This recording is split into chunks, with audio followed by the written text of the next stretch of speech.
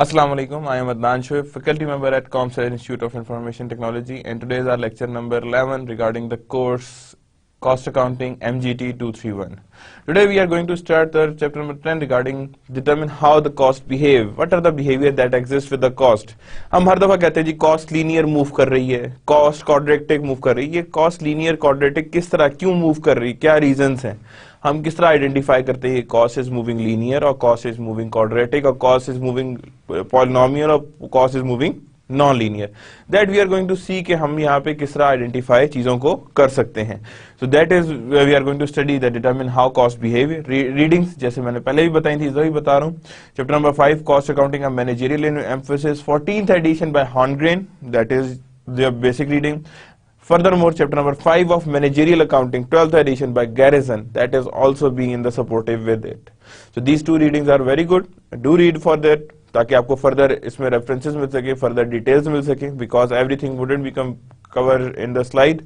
So definitely we require another something for the coverage. Now here are learning objectives. When we talk about learning objectives means कि कितना क्या क्या हमने आज cover करना है. First of all, understand how fixed and variable cost behave and how to use them to predict cost. कि fixed cost और variable cost behave कैसे करते हैं, उनको हम किस तरह predict कर सकते हैं उनकी cost को. Prediction of cost means estimation. हमने start में बात की थी.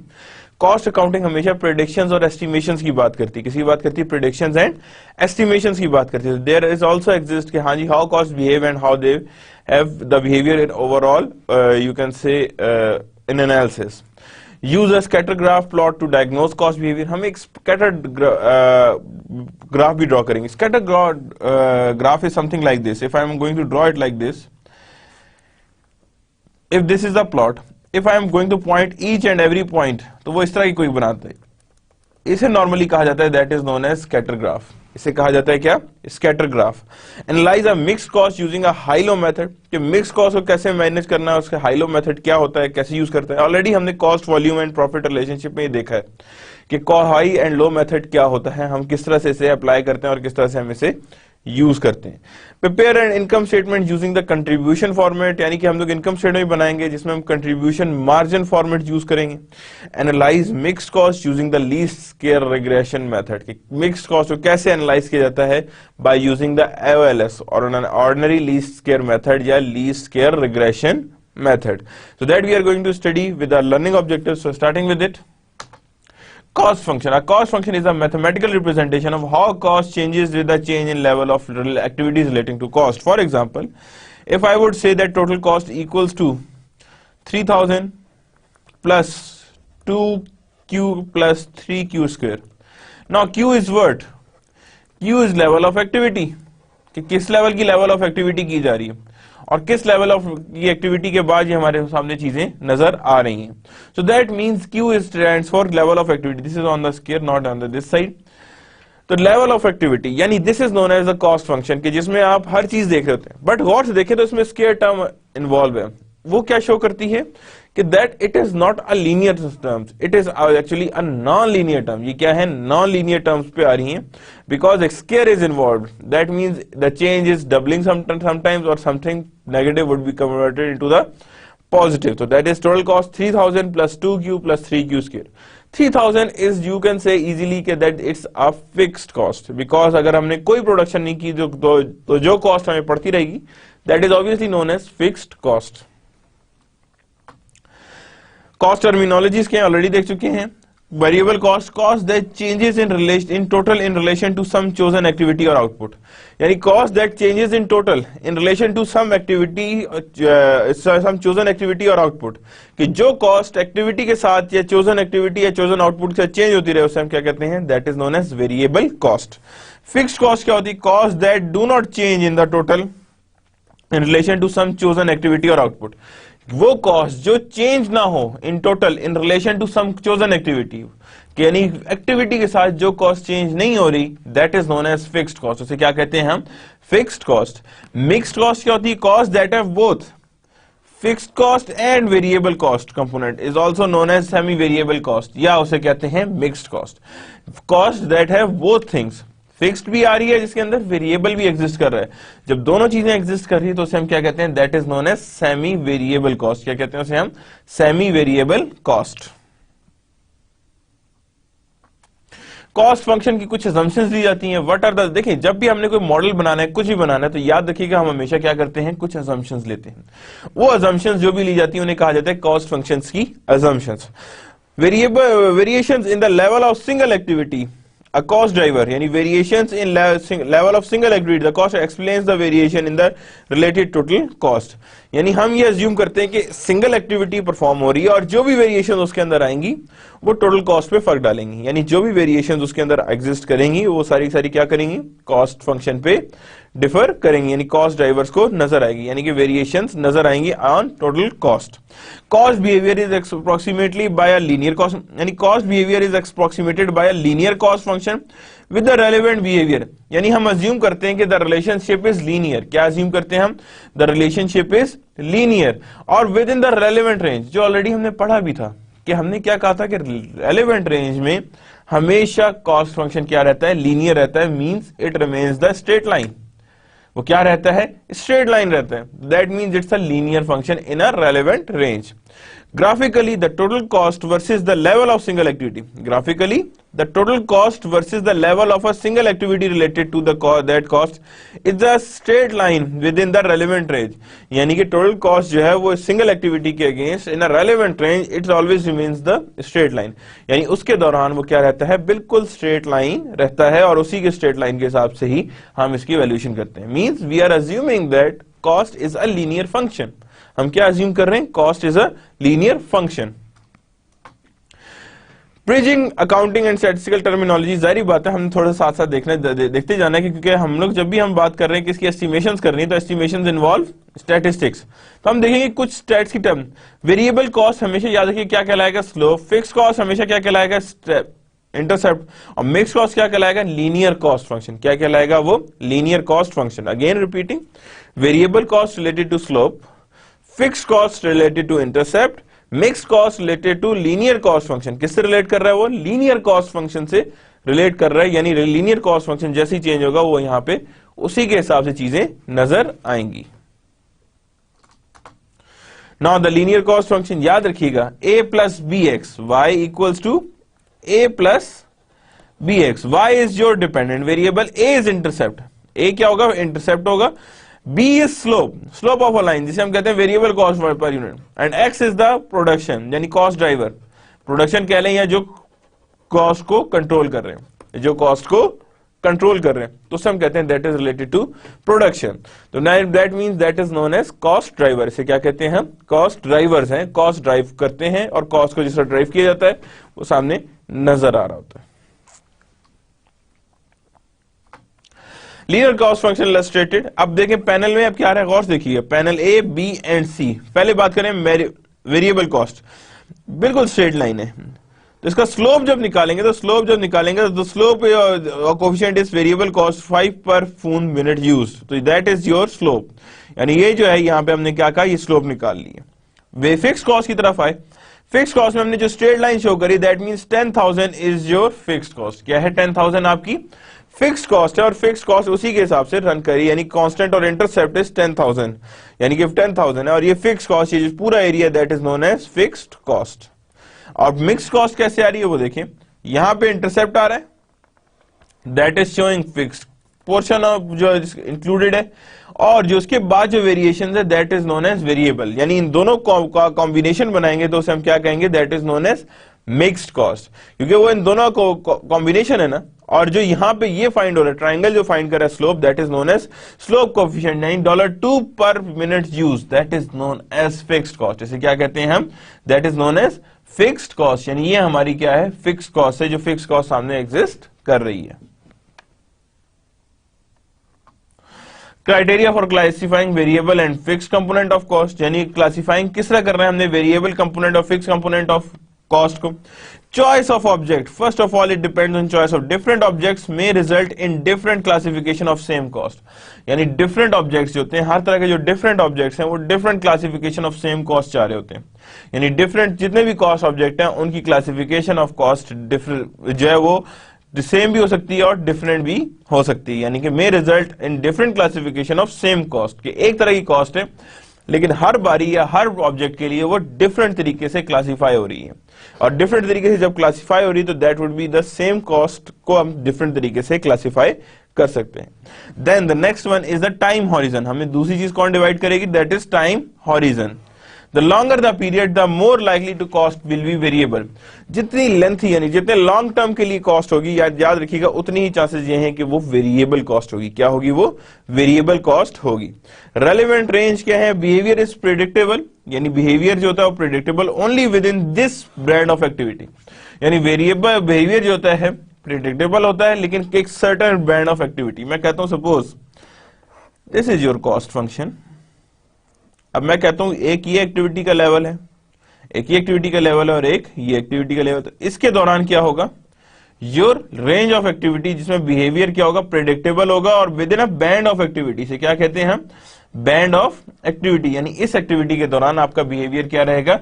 बिल्कुल नॉर्मल रहेगा, सिमिलर रहेगा, उसमें कोई भी चेंजेस एग्जिस्ट नहीं कर रही होंगी। Now the relevant range illustrated. अब ये देखें यहाँ पे जो ऑलरेडी मैंने बनाई थी वो क्या है? अब ये देखें पूरा कॉस्ट फंक्शन जा रहा है यहां से, ये पूरा देखें ना, पूरा कॉस्ट फंक्शन यहां तक चल रहा है। अब मैंने कहा जी मेरी रेलेवेंट रेंज इतनी है, तो इसके दौरान देखें तो बिल्कुल स्ट्रेट लाइन है, ये लाइन बिल्कुल स्ट्रेट लाइन है। That means during the relevant range the cost behaviour remains linear. Cost का बिहेवियर क्या रहता है? लीनियर रहता है, सिमिलर चलता रहता है, और उसी सिमिलर के साथ ही वो आगे मूव कर रहा होता है। तो that's how the relevant range will be find.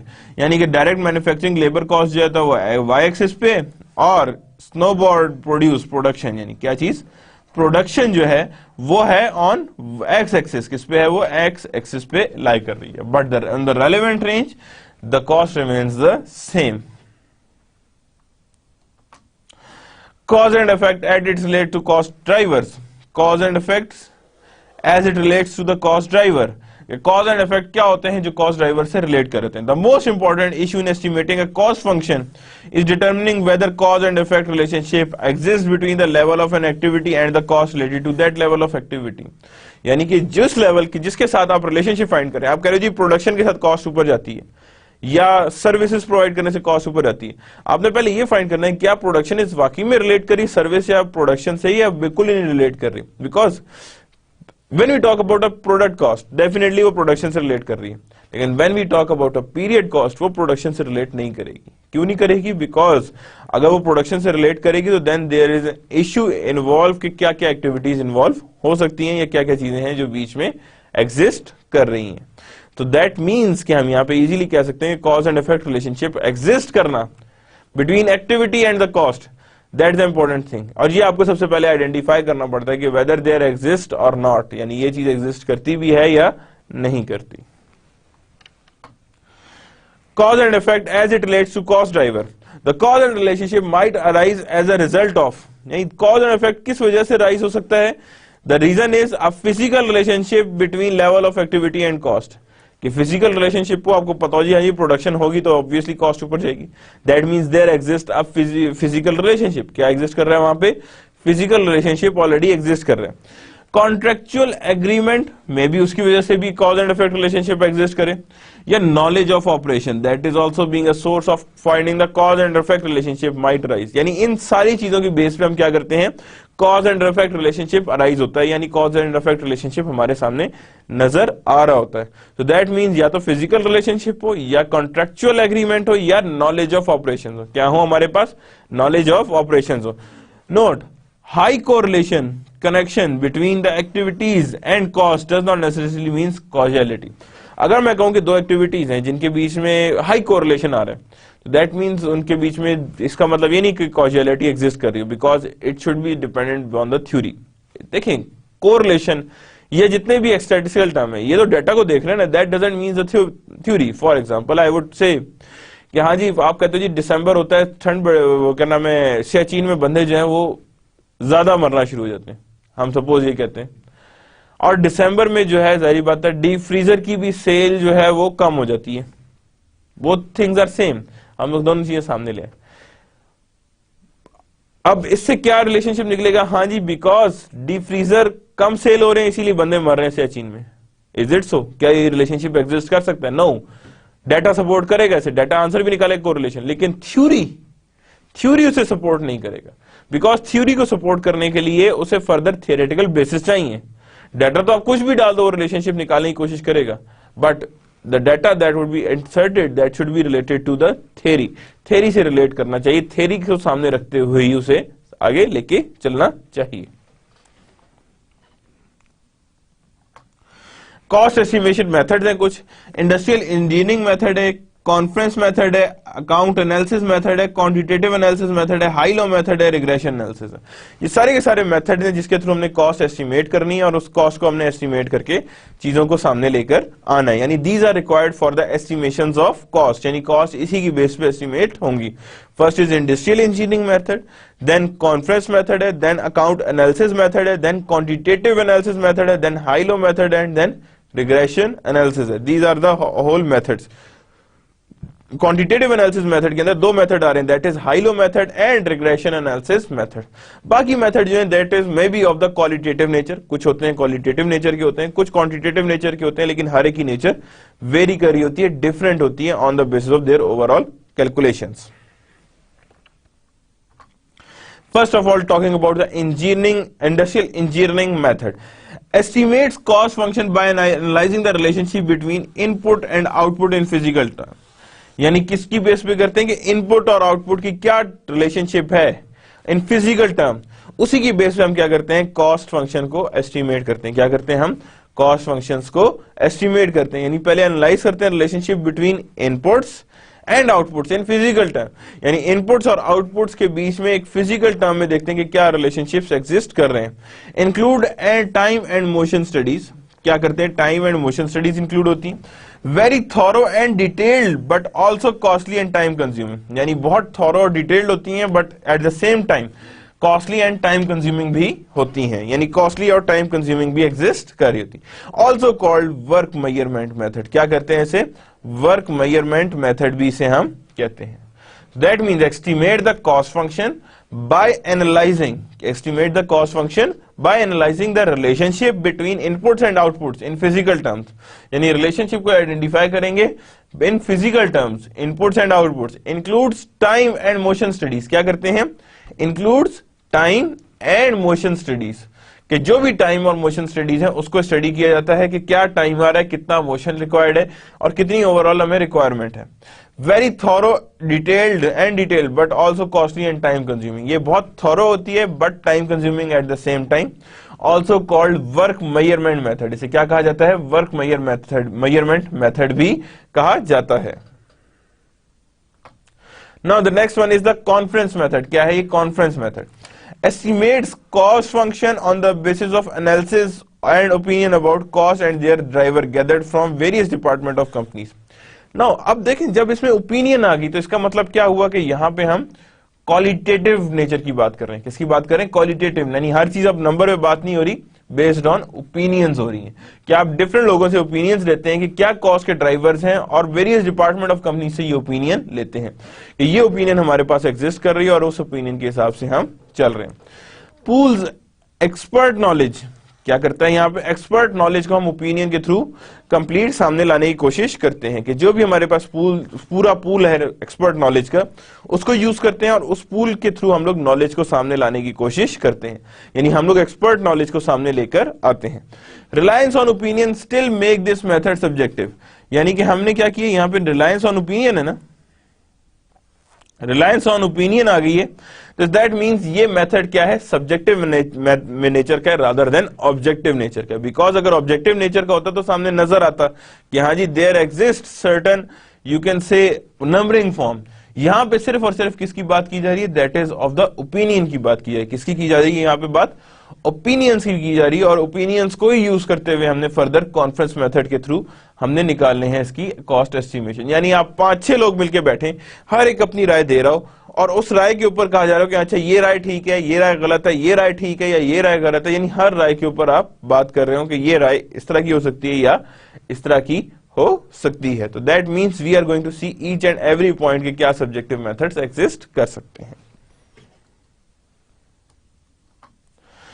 Account analysis method, estimates cost function by classifying various cost accounts as variable, fixed and mixed with respect to identified level of activity.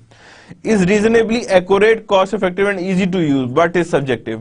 यानी हम classify करते हैं various costs in variable, fixed, mixed in respect of level of activity. और इन साथ ही देखना पड़ता है कि किस लेवल ऑफ एक्टिविटी की बात हो रही है, यानी किस लेवल ऑफ एक्टिविटी पे से फिक्स्ड या मिक्स्ड करना है, यानी किस लेवल ऑफ एक्टिविटी में इसने या तो फिक्स्ड हो जाना है या इसने मिक्स्ड हो जाना है.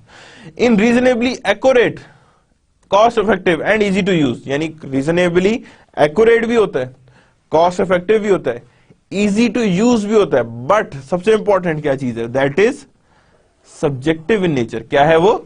सब्जेक्टिव इन नेचर है, यानी उसमें कोई भी ऑब्जेक्टिविटी इन्वॉल्व नहीं है बल्कि सब्जेक्टिविटी इन्वॉल्व है, यानी जितना भी ज्यादा वो सब्जेक्टिव इन नेचर है वो सामने नजर आ रहा है.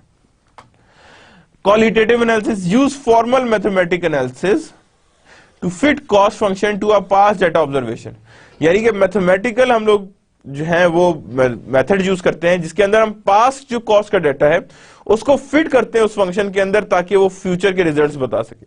यानी पिछले 3 साल की उसने डाटा एंटर किया ताकि हमारे पास फ्यूचर की कॉस्ट निकल सके, जितनी फ्यूचर की कॉस्ट है वो सामने नजर आ सके. और एडवांटेज क्या होता है? रिजल्ट्स आर ऑब्जेक्टिव, यानी इन टर्म्स ऑफ नंबर्स आते हैं. रिजल्ट्स में क्या एग्जिस्ट कर रही होती है? दैट इज ऑब्जेक्टिविटी एग्जिस्ट कर रही होगी और ऑब्जेक्टिविटी के हिसाब से ही वो रिजल्ट्स चल रहे होंगे. Steps in estimating a cost function using quantitative method, यानी क्या क्या स्टेप्स इन्वॉल्व होते हैं इन एस्टिमेटिंग कॉस्ट फंक्शन. क्या एस्टिमेट करना है हमने? कॉस्ट फंक्शन एस्टिमेट करें यूजिंग क्वांटिटेटिव एनालिसिस. क्या यूज करना है हमने? Quantitative analysis. First of all choose the dependent variable the cost to be predicted. पहले वो देखना है कि वाई क्या है, कौन सी कॉस्ट हमने प्रिडिक्ट करनी है, what would be the cost जो वहां पे डिपेंडेंट वेरिएबल है जिसे प्रिडिक्ट किया जाएगा.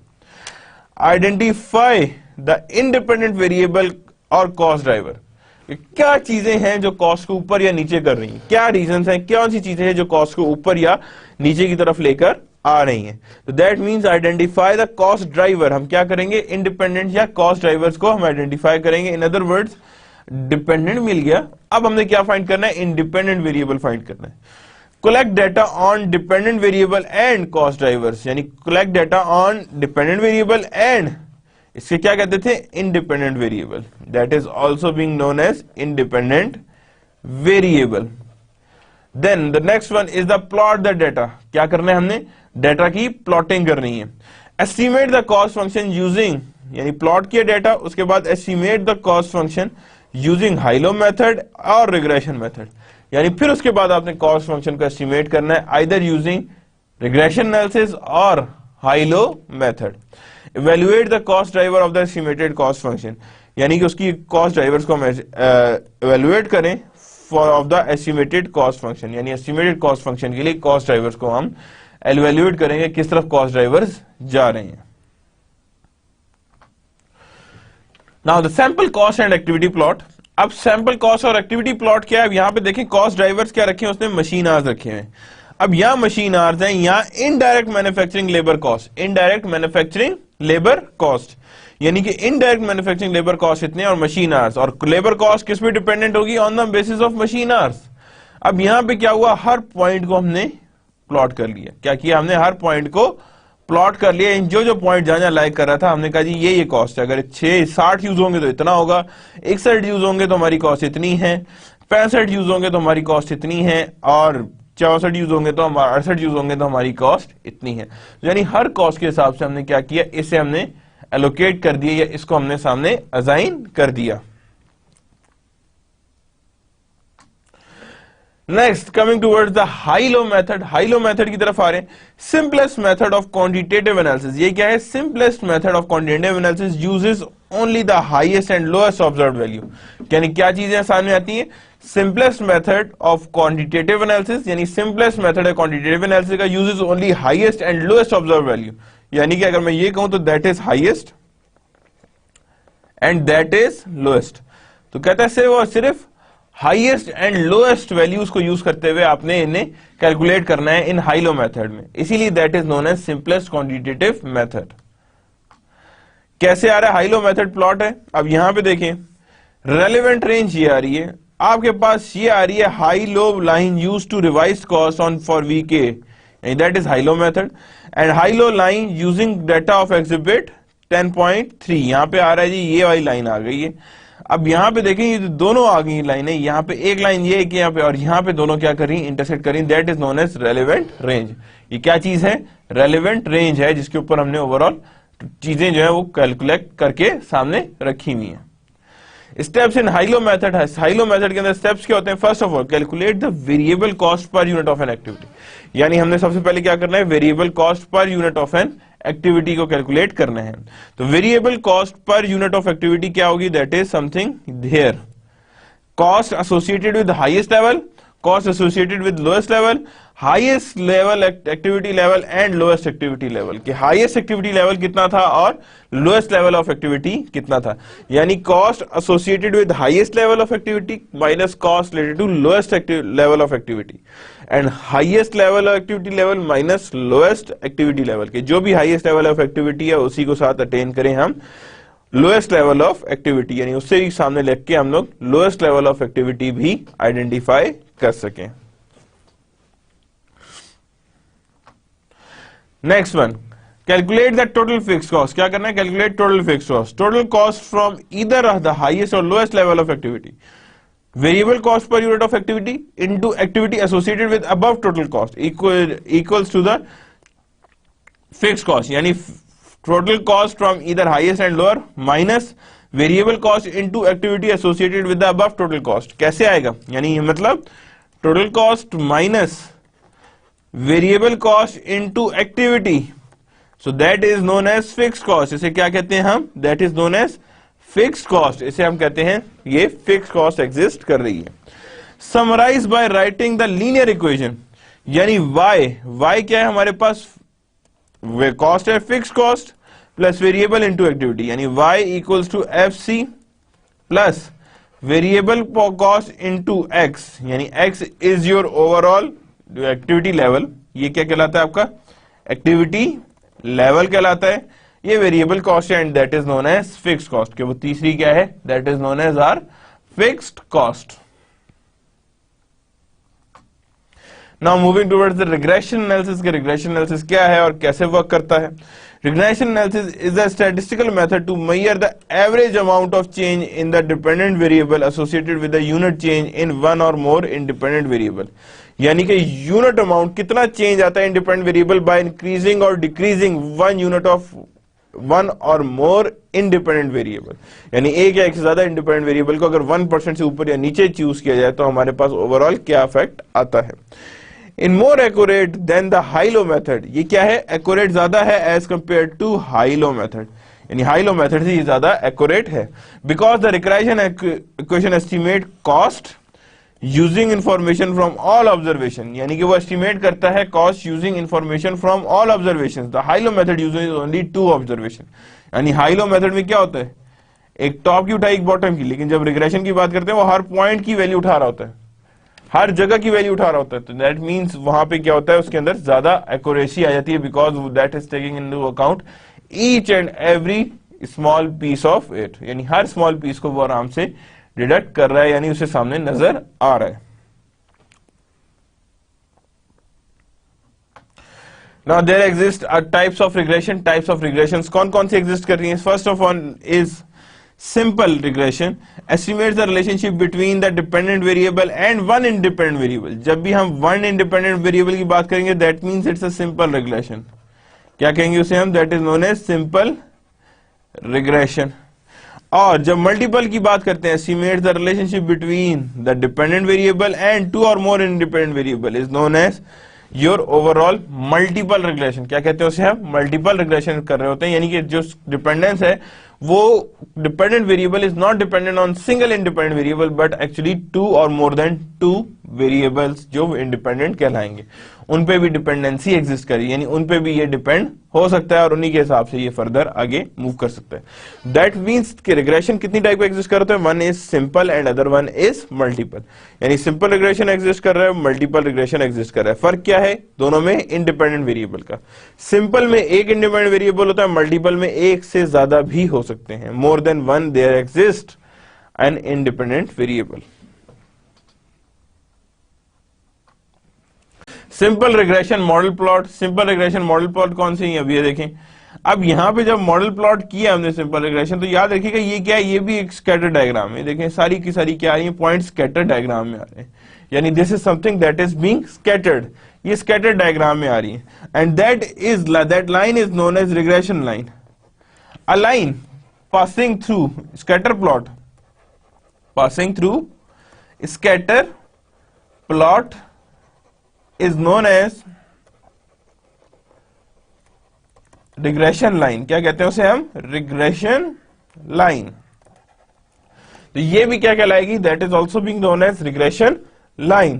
और जाहिर देखें अब ये लाइन आ रही है हमारे पास, तो याद रखिएगा इस लाइन की दो पर्पस है। एक पर्पस तो ये कि यहां से लेके यहां तक की जो वेरिएशंस हैं वो तो ये लाइन बता देगी कितना वेरिएट कर रहे हैं, नीचे की बता देगी, यही बता देगी कितना वेरिएट कर रहे हैं, ये बता देगी ये कितना वेरिएट कर रहा है, ये भी बता देंगे कितना वेरिएट कर रहा है, ये भी बता देंगे कितना वेरिएट कर रहा है। लेकिन इससे ऊपर जो चले गए वो कभी भी ये लाइन नहीं एक्सप्लेन कर सकती, जिसे कहा जाता है अनएक्सप्लेन्ड वेरिएशन। क्या कहा जाता है उसे हम, अनएक्सप्लेन्ड वेरिएशन, कि ये वेरिएशंस अभी तक एक्सप्लेन नहीं हो सकी हैं या इनके पीछे एक्सप्लेनेशंस इन्वॉल्व नहीं है, दैट कांट बी एक्सप्लेन्ड, यानी कि this is known an error. ये क्या कहलाता है, एरर है, बिकॉज ये वाली वेरिएशंस जो है, ये वाली इससे ऊपर जो गई है वो वेरिएशन ही समझ आ रही है, बिकॉज ये लाइन कह रही है कि मैं यहां से नीचे की सारी चीजें एक्सप्लेन करूंगी, इससे ऊपर की वेरिएशन अनएक्सप्लेन्ड है, ये वेरिएशन समझ नहीं आती हैं, ये वेरिएशन से कोई मकसद नहीं है या नजर नहीं आता।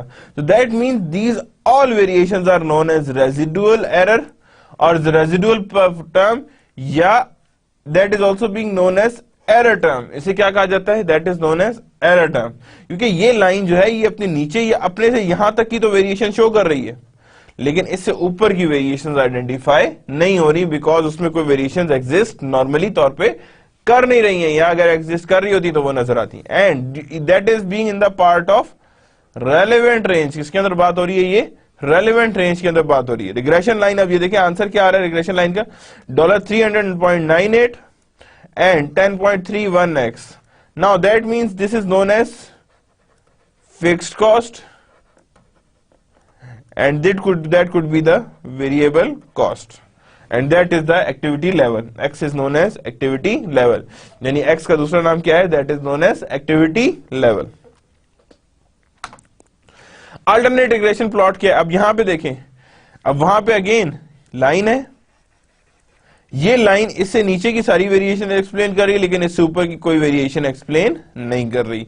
तो लाइन के आगे that is 744.67 plus 7.72x। 7.72x means 7.72 is variable cost and x is the activity level। x क्या है आपका, activity level है जो exist कर रहा है। Now other further कुछ terminology is first of all that is there exists a goodness of fit। क्या exist कर रहा है, goodness of fit indicates the strength of relationship between cost driver and cost। क्या करता है ये, indicates the strong sense of relationship between cost drivers and cost, कि जो cost produce कर यानी cost bear कर रहे हैं या cost हो रही है जिनकी वजह से, और cost drivers में इनके बीच में क्या डिफरेंस एग्जिस्ट कर रही है, cost driver जिनकी वजह से cost हो रही है, and cost यानी क्या वाकई में cost drivers जो है वो cost को improve कर रहे हैं या डिफरेंस ला रहे हैं, या कोई रिलेशनशिप इनके बीच में एग्जिस्ट कर सकता है, यानी there exists any relationship or not। Residual term measures the distance between actual cost and the estimated for the each observation। यानी कि actual cost कितनी थी और estimated cost कितनी थी, जो difference है that is known as error। It could be positive or it could be negative, यानी कि ये हमारे पास क्या कहेगा, that is known as residual term। Criteria for evaluating alternative cost driver, की अल्टरनेटिव कॉस्ट ड्राइवर्स को इवेल्युएट करने के लिए क्या क्राइटेरिया इन्वॉल्व है, किस चीज की जरूरत पड़ती है when we talk about a cost drivers. तो याद रखिएगा, economic plausibility is there, goodness of fit is there, and significance of independent variable is there. यानी economic plausibility, goodness of fit, significance of the independent variable, के independent variable कितने important है, क्या वाकई में इंपॉर्टेंट है भी या नहीं, या वैसे ही है।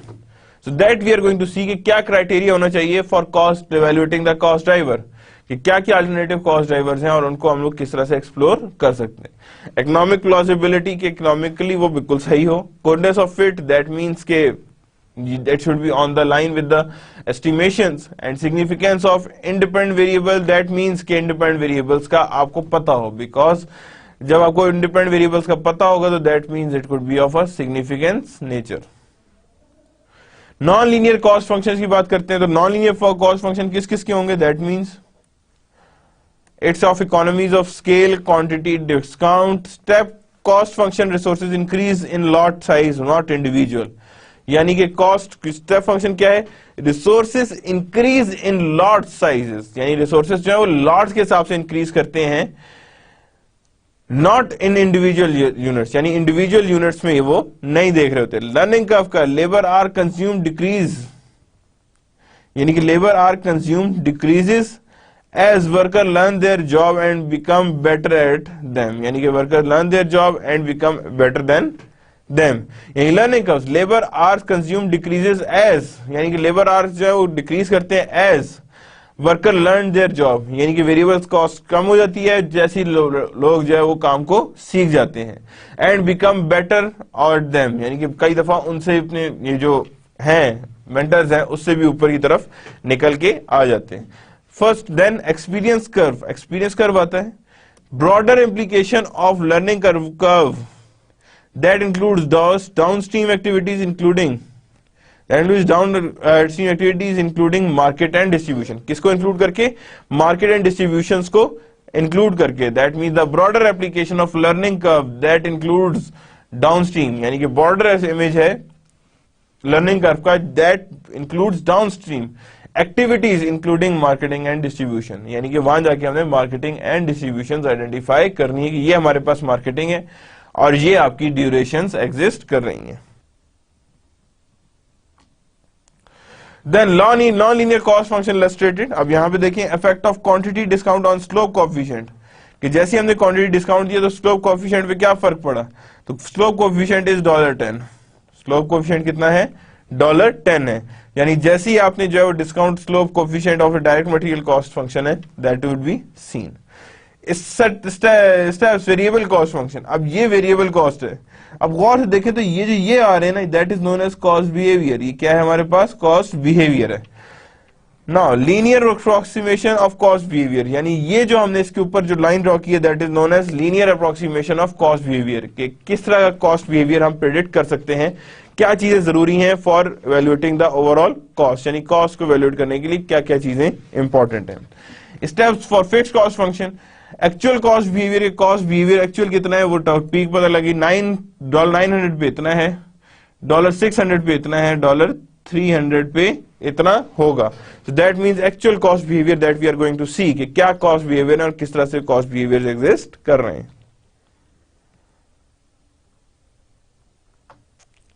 Types of learning curve. Learning curve के क्या टाइप्स एग्जिस्ट कर रहे हैं, क्या क्या चीजें जरूरी हैं लर्निंग कर्व के लिए. Cumulative average time learning model, यानी अब पहला क्या आ रहा है हमारे पास? Cumulative average time learning model, यानी CATLM. यानी ये हमारे पास क्या आ गया? That is our first model for type of learning curve, यानी कि लर्निंग कर्व कैसे हमने कैलकुलेट करना है, किस तरह आइडेंटिफाई करना है. Declines by cumulative, the learning order cumulative average time per unit. यानी यहां पे हमारे पास आ गया cumulative average time per unit declines by constant percentage each the time cumulative quantity of unit output produced is double. यानी कि अब क्या है गौर से देखिएगा, declines by constant percentage each time the cumulative quantity of products, यानी cumulative quantity of products produced double. Products cumulative quantity of units produced double. Incremental unit time learning model, क्या कहते हैं इसे हम? Incremental unit time learning model. Here it is. Incremental time needed to produce the last unit. ये कि जो भी हमारे पास आ रहा है that last unit will be seen. Incremental time needed to produce last unit declines, यानी कि time needed to produce last unit declines by a constant percentage, यानी कि वो डिक्लाइन करेगा कांस्टेंट परसेंटेज से. Each time the cumulative quantity of units produce double, यानी कि जैसे ही हमारे पास प्रोडक्शन डबल हो जाएगी वो हमारे यहाँ पे percentage of last time but constant each time cumulative quantity is being required, यानी कम्युलेटिव क्वांटिटी का होना जरूरी है ताकि you can easily produce doubles, यानी डबल्स को हम इजीली प्रोडक्शन प्रोवाइड कर सकें।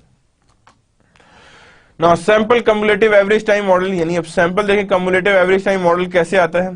कम्युलेटिव नंबर ऑफ यूनिट्स, ये सारे के सारे क्या है, नंबर ऑफ यूनिट्स है। Cumulative average time labour hours 100 है, 80 एंड देन उसके बाद फिर वो रिवर्स ही में जा रहे हैं।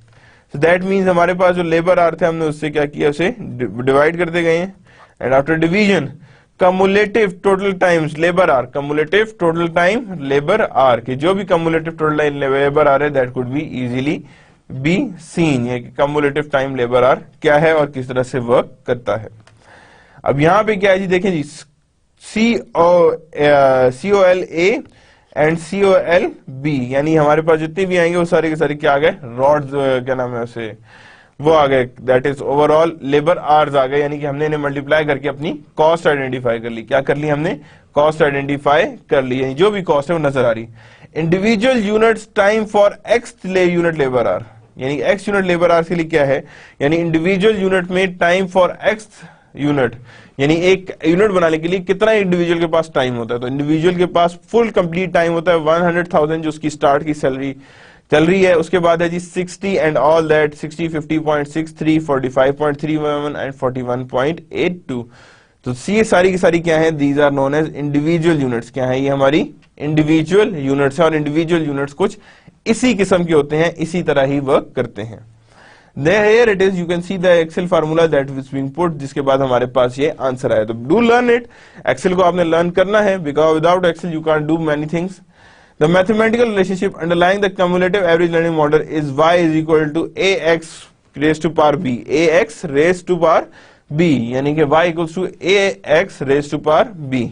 तो यहाँ पे हमारे पास एक cumulative average unit labor hours per unit, cumulative number of units produced, cumulative number of units produced, time labor hours required to produce first unit, यानी कितना टाइम रिक्वायर्ड है लेबर आवर्स की to provide first units, and factors used to calculate cumulative average time to produce units, यानी कि वो average time है जिसके through हम लोग प्रोड्यूस करते हैं यूनिट्स को।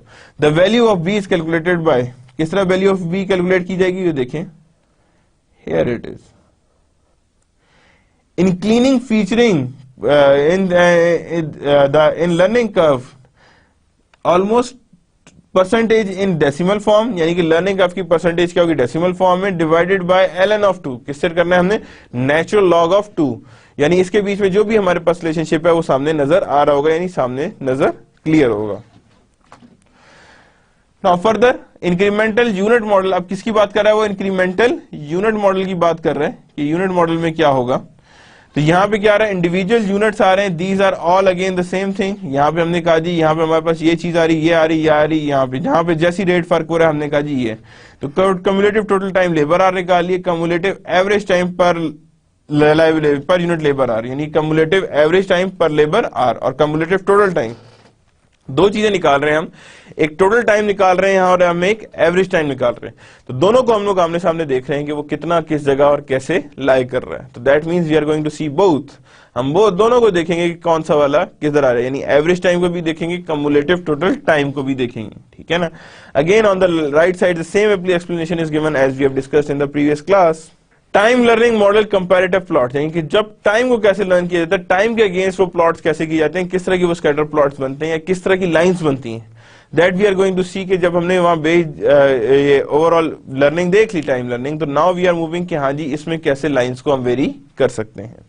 Finally cumulative average time per unit 80% learning का फर्स्ट लुक टेक्स। अब यहाँ पे क्या है जी, incremental unit time learning model and then this one is known as your overall cumulative average time learning power model, यानी कि एक जगह पे टोटल टाइम एंड एक जगह पे average time. Remember average time is always be lower than total time, कि हमेशा उसकी कर्व जो होती है वो लोअर होती है एज कंपेयर टू मार्ज इंक्रीमेंटल टोटल टाइम की कर्व थोड़ा सा ऊपर होती है और बिल्कुल नीचे ही होती है जिसे हम कहते हैं नोन एज एवरेज टाइम। किसकी है वो, एवरेज टाइम है। Panel B cumulative total labour hours 80% learning curve and first cost unit takes 100 labour hours, यानी कि पहला क्या यूनिट ले रहा है 100 लेबर आवर। तो incremental unit of learning model ले रहे हैं और cumulative average time learning model ले रहे हैं। क्या ले रहे हैं वो, cumulative average time learning model के जो भी लर्निंग मॉडल है जो उसका एवरेज टाइम है दैट वुड बी इजीली सी के उन्हें हमने किस तरह से कंप्लीट करना है या किस तरह से हमने उन्हें परफॉर्म करना है या what would be the requirement for that के हमने इन्हें पूरा कैसे करना है। Now predicting cost using alternative time learning models, ये किस तरह से हम प्रेडिक्ट कर सकते हैं cost by using alternative time learning model. Time learning model, now these are the models, be careful कि इन मॉडल्स को आपने बड़ा अटेंटिवली करना है, देखना है और उसकी प्रॉब्लम सॉल्व करनी है। Cumulative number of units 1 2 4 8 16, cumulative average time per unit labour hours. अब यहां पे लेबर आ रहे हैं तो यानी that means based on learning curve, ये सारे लेबर आवर्स हैं। Cumulative total time labour hours, ये भी सारे क्या है लेबर आवर्स हैं। कम्युलेटिव कॉस्ट एट $50 पर लेबर आवर, यानी कम्युलेटिव कॉस्ट क्या है एट $50, किस पे $50 पर लेबर आवर, किस पे पर लेबर आवर पे उसकी क्या कम्युलेटिव कॉस्ट आ रही है।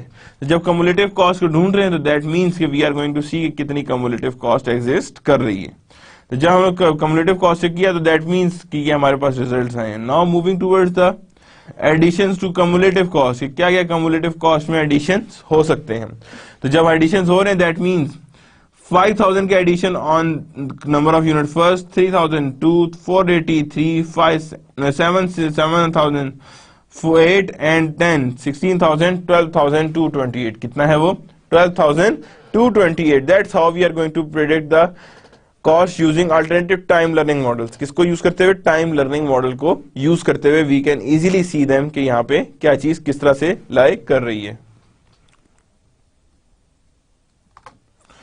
The ideal database. Next thing is the ideal database. The database should contain numerous reliability measures, observations of cost drivers and the cost.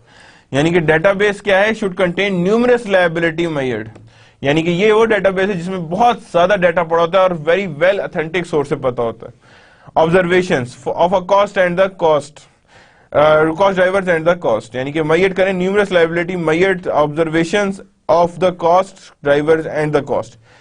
In relation to the cost driver, किससे relation to cost driver, the database should consider many values spanning a wide range।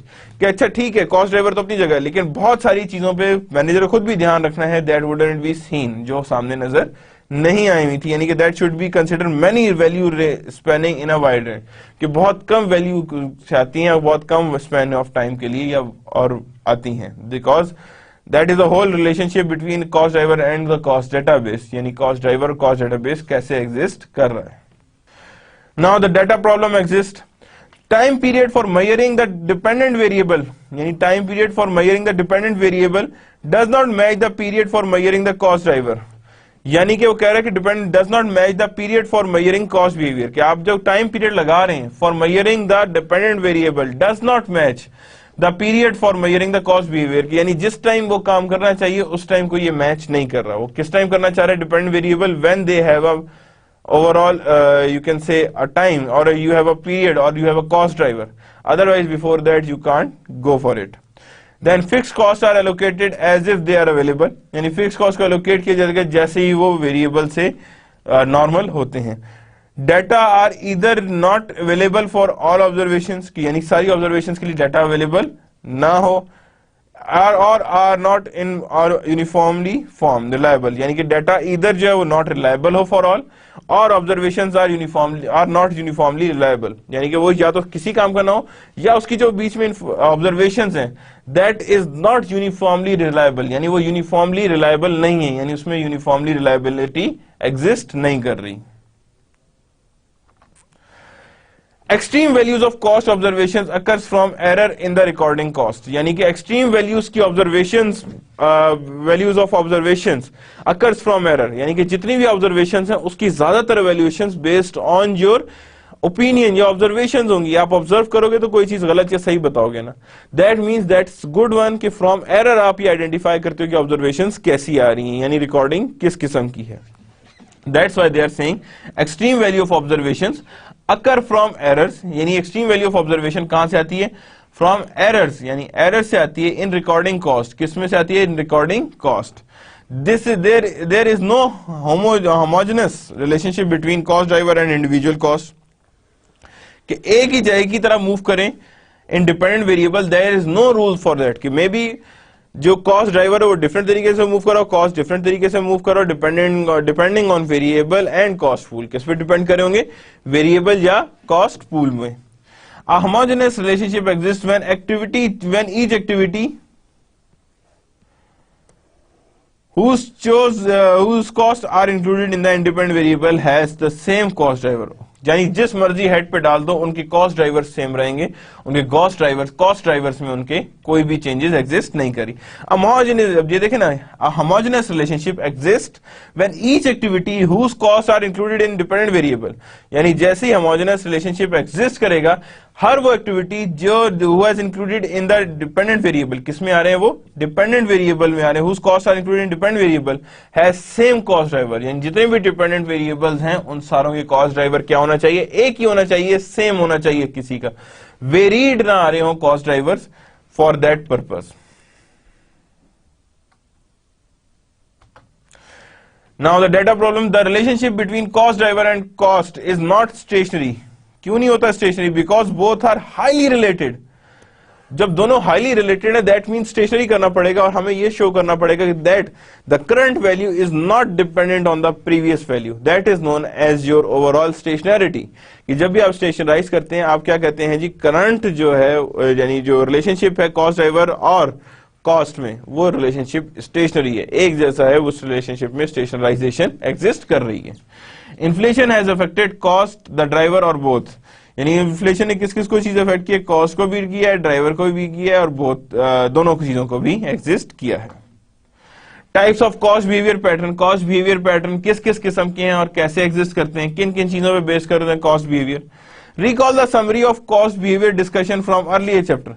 कि जितनी भी हमने cost behaviour पे अभी तक discussion की है उसके लिए हमें प्रीवियस जाना पड़ेगा और ऑलरेडी हमने देखा था कॉस्ट टर्म्स और टर्मिनोलॉजीज कैसी थी और किस तरह से वर्क करती थी। यानी कॉस्ट टर्म्स और टर्मिनोलॉजीज कैसी हैं और किस तरह से वर्क कर रही हैं। Summary of the variable and fixed cost behaviour, यानी समरी क्या होगी वेरिएबल और फिक्स्ड कॉस्ट बिहेवियर की, that we are going to see कि क्या समरी आती है। Variable cost, total variable cost is the proportional to the activity level within the relevant 5 range। यानी कि 5 रेंज है उसमें एक्टिविटी कैसी रहेगी।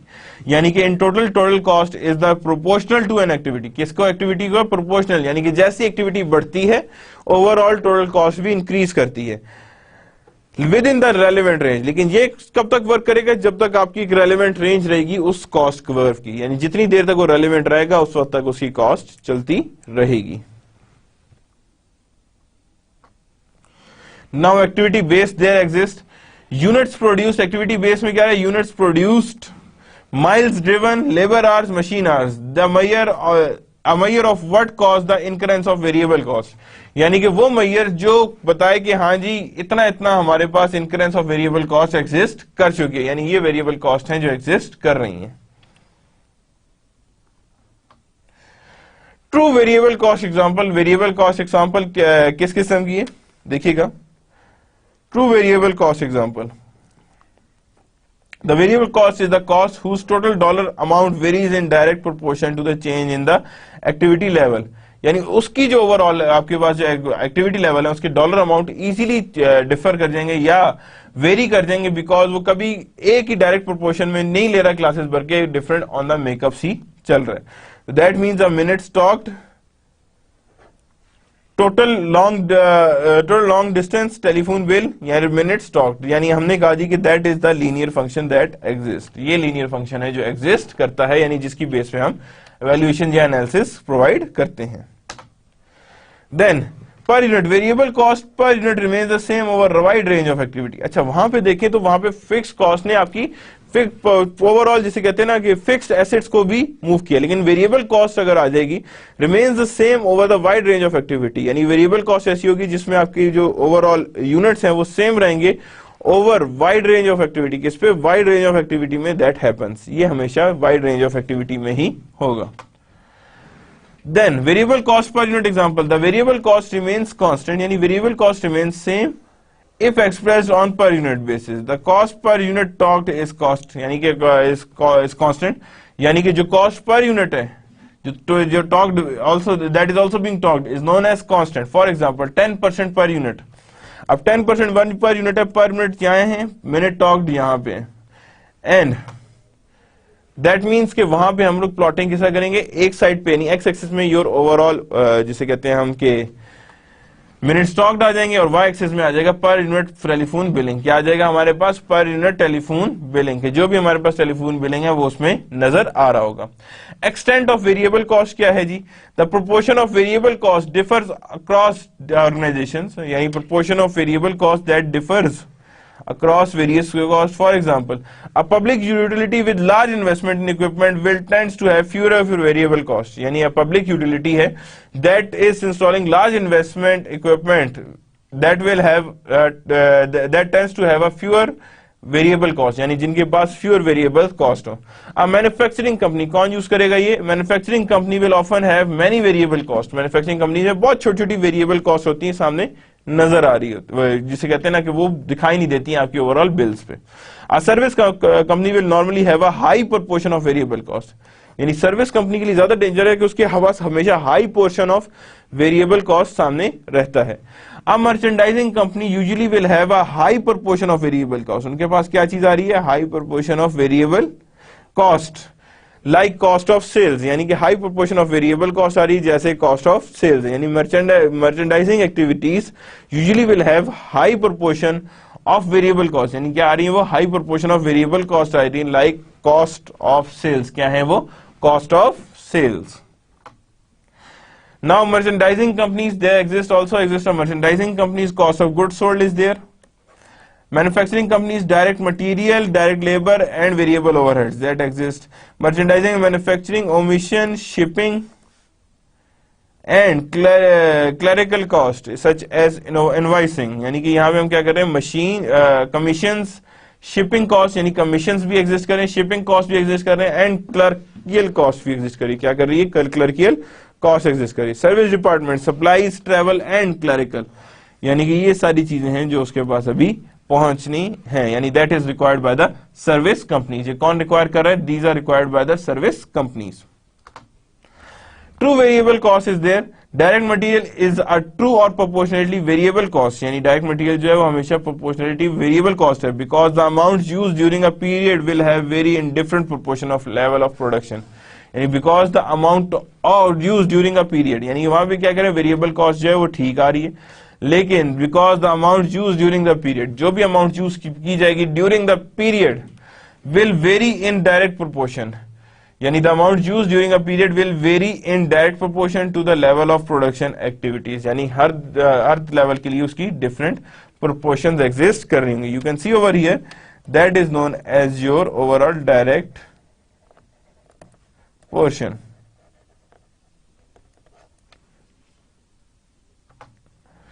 Now steps, variable cost कितनी, the resource that is obtainable only in a large chunks such as maintenance workers, किसमें आनी चाहिए, मेंटेनेंस वर्कर्स में, and whose cost increases or decreases only in response to fairly wide changes in activity level is known as step variable method। क्या कहते हैं उसे हम, step variable methods हैं जो exist कर रहे हैं। Now step variable cost, small changes in level of production are not likely to have any effect on number of maintenance worker employed. That is another concept कि जितना भी level of production में small change लाएंगे, that will not likely to have an effect on the overall maintenance worker applied, यानी कि जो भी maintenance worker employed है वो सामने नजर आ रहे हैं, that is cost and that is volume। Only fairly changes, यानी fairly changes in activity level, यानी fairly changes in activity will cause a change in the number of maintenance worker employed। किस पे changes आ रहे होंगे, maintenance worker employed। Only fairly wide changes in activity level, यानी कि wide changes on activity level will cause a change in number of maintenance workers applied, यानी कि जितना भी change आ रहा होगा, fairly wide changes in activity level will cause changes in the number of maintenance worker employed, यानी कि जितना भी चेंज आएगा एक्टिविटी लेवल पे उसी हिसाब से वर्कर्स ऊपर या नीचे किए जाएंगे। The linearity assumption and the relevant range, यानी linearity assumptions कौन सी हैं, relevant range कौन सी। Economist curve linear cost function, economist ने हमेशा जो है उसका कर्व लीनियर कॉस्ट फंक्शन ही बना है, और कर्व लीनियर कॉस्ट फंक्शन से ही चीजें सामने आ रही हैं। That means total cost is on Y axis and activity का कॉस्ट यानी इट्स बीइंग एक्स एक्सिस, ये क्या है हमारे पास, एक्स एक्सिस है। That means economics curvilinear cost function है, कर्वलीनियर है। अब यहां देखिए रेलेवेंट रेंज निकालू तो रेलेवेंट रेंज इसके दौरान ये कर्व क्या है, बिल्कुल स्ट्रेट लाइन है। So that means we are assuming that in relevant range the cost function remains the you can say in the cost functions remains or linear over that time, यानी उस time तक वो क्या है, cost function linear है, यानी linear assumptions पे depend कर रहा है, यानी लीनियर assumptions में वो बिलीव करके सामने ला रहा है। नाउ द स्ट्रेट लाइन जब ड्रॉ की तो हमने कहा जी accountant straight line approximation constant unit variable cost, ये किसको अप्रोक्सीमेशन कर रहा है, कांस्टेंट यूनिट वेरिएबल कॉस्ट, किसको, unit constant unit variable cost. And this is the relevant range. You can see that this is known as relevant range. A straight line closely approximates a curvilinear variable cost within the relevant range. यानी जो strong straight line closely approximates the curvilinear variable cost within the relevant range. यानी ये जो line डाली ये आराम से curvilinear nature को account for करता है। So that's the end of the today's lecture. What we have studied is the cost behavior and how costs behave. We have studied different methods. For regression, we have studied Hilo method, studied that how we are going to estimate the cost. So that's the end of the today's lecture. Allah Hafiz.